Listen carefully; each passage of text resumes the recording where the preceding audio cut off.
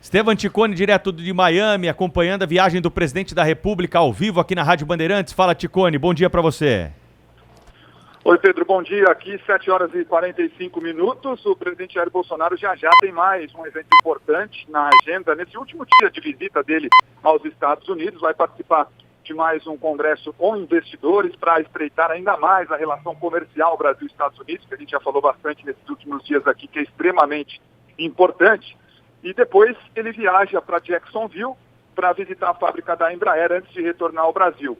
Ontem ele teve um encontro que foi bacana aqui com representantes da comunidade brasileira em Miami, em uma escola, um colégio aqui em Miami, e falou por mais de 20 minutos. Não respondeu perguntas, foi apenas um discurso, mas tocou em alguns temas importantes, e alguns que repercutiram bastante, entre eles as eleições, né? Segundo o presidente Jair Bolsonaro, ele tem provas de que as eleições para presidente foram fraudadas e ele teria vencido no primeiro turno. Não quis dar detalhes, mas deixou essa pulga atrás da orelha. Diz que em breve vai falar sobre essas provas. Vamos ouvir aí o presidente Jair Bolsonaro falando sobre esse tema.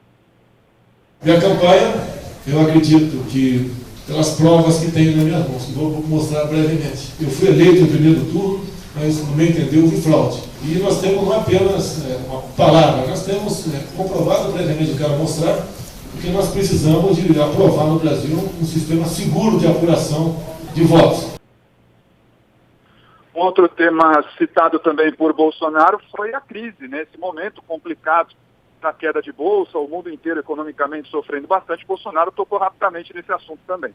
A queda drástica na Bolsa de Valores lá no Brasil, como no mundo todo, tem a ver com o preço do petróleo, basicamente, que despencou, se não me engano, 30%. Abriu com menos 30%. Tem a questão do coronavírus também, que, no meu entender, está sendo superdimensionado o poder destruidor desse vírus, certo? Então, talvez esteja sendo potencializado até por questões econômicas. Bolsonaro também não chegou a ser um bate-papo, né, nesse discurso com os convidados, mais uma vez criticou bastante a esquerda no Brasil, disse que todos têm que seguir forte para que ela possa não voltar.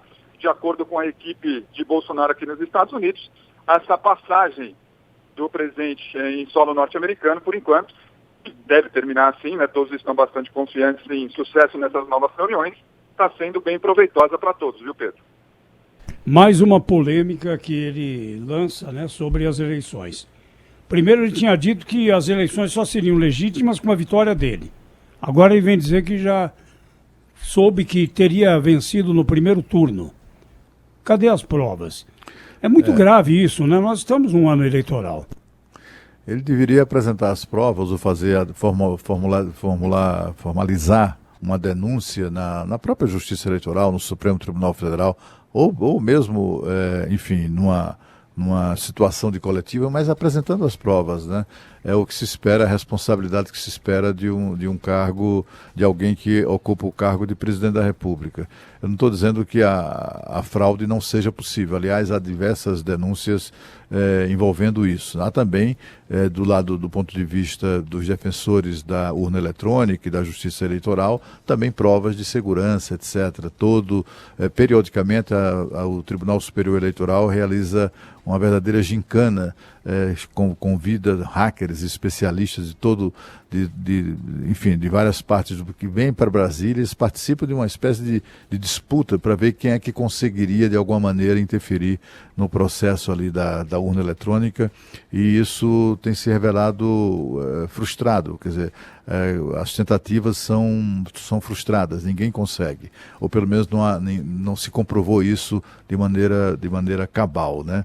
O único gap que tem ali no processo eletrônico de votação é aquele espaço que fica ali entre a urna, né, e a divulgação dos resultados. Esse lapso de tempo aí é que provoca muitas inseguranças. Antigamente, quando o voto era de papel, cada partido tinha a prerrogativa, tinha o direito de designar fiscais que, por exemplo, acompanhassem as urnas, vigiassem as urnas, dormisse no mesmo lugar, olhando para as urnas, né? Havia essa coisa assim, para ninguém ir lá e tentar fraudar a urna ou o voto em papel. Hoje não tem isso. Depois que a pessoa digita lá o seu voto na urna eletrônica, vai para casa e fica esperando que dali a algumas horas, enfim, a partir das 17 horas, enfim, a contagem comece a produzir resultados. E ninguém sabe o que acontece nesse período.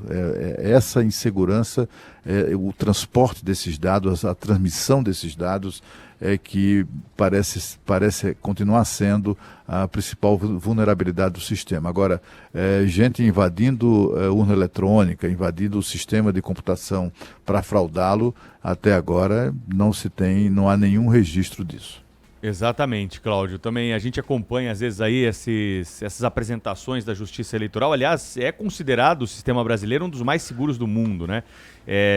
Tanto mais confiável. Nossa urna eletrônica ela é até emprestada, alugada, né, por outros países e instituições aqui do Brasil que realizam eleições dentro das suas agremiações e utilizam justamente as urnas, esse sistema do TRE, né? Parece que é mais uma falácia aí que o presidente traz como uma cortina de fumaça. Ele gosta de voltar a alguns assuntos de bola de segurança, né? E esse é um assunto que desde a época da campanha ele vem trazendo. Agora, o país não precisa, né, voltar a essa discussão 2 anos, né? Vamos pensar para daqui para frente, nós precisamos se preocupar com essas outras questões que a gente falava agora aqui, né? A nossa economia, desemprego, isso que é o importante para o Brasil. O presidente vai sempre ficar jogando, né, com a sua plateia esses assuntos que são familiares a ele, que ele tem um certo domínio, que ele consegue cativar aí um grande número de seguidores, causar uma repercussão. Acho que nem vale a pena ficar perdendo muito tempo discutindo uma eleição de 2 anos que foi vencida por ele, nem foi o perdedor. Mas tem a próxima, né? Ele vai ser candidato na próxima, a reeleição. Então o que ele começa a fazer a partir de agora é desacreditar um sistema que vai reelegê-lo ou não em 2022. Isso é ruim, porque é o presidente da República falando, e ele comanda uma massa importante de pessoas, barulhenta, especialmente em redes sociais, né? E as pessoas ficam tentando tirar a legitimidade de um processo que, por enquanto, é legítimo, ninguém provou o contrário. Uma eleição tem muito mais perdedor do que ganhador. Na eleição que ele ganhou, por exemplo, só um ganhou, ele, né? Só tem um presidente da República. Mas tem quantos? 10 ou 12 perdedores? O Alckmin, o Haddad, o Meirelles, o Amoedo, o Ciro Gomes. Ninguém viu fraude. Ninguém reclamou de fraude na eleição que ele venceu. Aliás, ele vence eleições há 30 anos. Ele e a família dele, como vereador, como deputado federal, o filho eleito deputado estadual, vereador, senador. Onde é que está essa fraude? Agora ele se compromete a trazer provas. E a Justiça Eleitoral, o Ministério Público tem de ir atrás disso agora para provocar a apresentação imediata dessas provas. Porque o presidente, quando ele era um deputado boquirroto, ele podia por aí ficar falando do voto impresso, que isso e que aquilo, ninguém dava muita atenção. Não, agora ele está numa viagem oficial aos Estados Unidos, apresentando o Brasil a investidores internacionais e dizendo o seguinte: não acreditem na democracia brasileira porque as nossas urnas são fraudadas. Basicamente é disso que a gente precisa. É passar a impressão de que nós somos uma republiqueta de banana lá fora e que não é possível confiar no sistema eleitoral, que você vota e não sabe se o seu voto valeu ou não valeu. É isso que ele disse lá fora. Ele não é um deputado boquirroto, ele é presidente da República. E precisa se comportar dessa maneira. Se não vai se comportar por bem, que se comporte por mal. Como por mal? Sendo pressionado pelas autoridades que têm de fazê-lo agora, provar o que ele disse tem em mãos. Quais são as provas de fraude em urna eletrônica? E pior, né? Se a eleição foi fraudada, o que é que vão fazer? Outra eleição? Agora, venho dizer que a votação em papel é mais segura, né?